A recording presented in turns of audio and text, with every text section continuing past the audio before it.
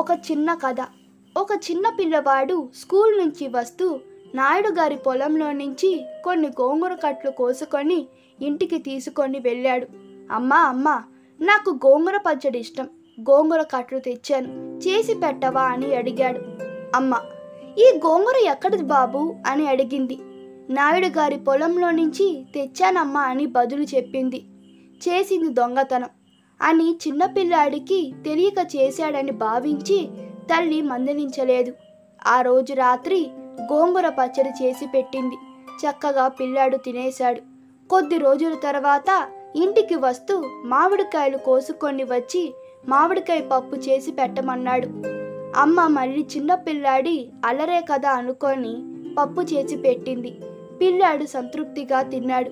ఇలా రాను రాను ఎప్పుడైనా ఏమైనా కావాలంటే ఊళ్ళోని పొలాల్లో నుంచి దొంగతనంగా తెచ్చుకోవడం ఆ పిల్లాడికి అలవాటుగా అయిపోయింది.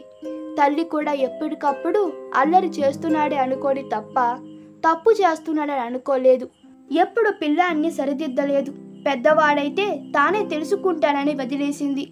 ఒకరోజు నాయుడుగారి పొలంలో నుంచి ఇలాగే ఏవో పళ్ళు కోస్తూ ఆ పిల్లాడు అక్కడ ఉన్న పాలేరుకు పట్టుపడ్డాడు. పాలేరు పిల్లాన్ని ఇంటికి తీసుకువచ్చి తల్లితో జరిగింది చెప్పాడు.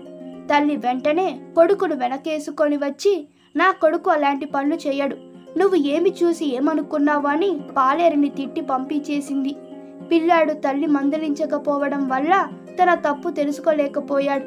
ఇలాంటి సంఘటనలు ఇంకొన్ని జరిగినప్పుడు తన ప్రవర్తన తల్లి ప్రోత్సహిస్తుందని అనుకున్నాడు.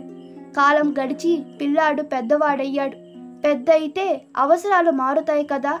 చిన్నప్పుడు కాయలు కూరగాయలు దొంగలించే పిల్లాడు పెద్దవాడై తన అవసరాలకు తగ్గట్టు వస్తువులు, డబ్బులు దొంగలించడం మొదలెట్టాడు. పిల్లాడు పెద్దవాడయ్యాడు. ఇప్పుడు నేను చెప్తే మాటకు వింటాడా అని అప్పుడు తల్లి ఏమీ అనలేదు. ఒకరోజు పోలీసులు వచ్చి దొంగకు సంఖ్యలు వేసి దొంగలించిన సామాన్లు జప్తు చేసుకున్నారు. కొడుకుని తీసుకొని వెళ్ళిపోతుంటే తల్లి బోరుబోరున మని ఏడ్చింది. ఇప్పుడు ఏడ్చి ఏమి లాభమమ్మా?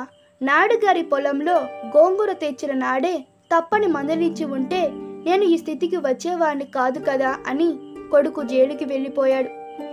పిల్లలు చేసే చిన్న చిన్న పొరపాట్లను తల్లిదండ్రులు సరిదిద్దకపోతే అవే తప్పులు ముందు ముందు అలవాట్లు, తరువాత గ్రహపట్టు అవుతాయి.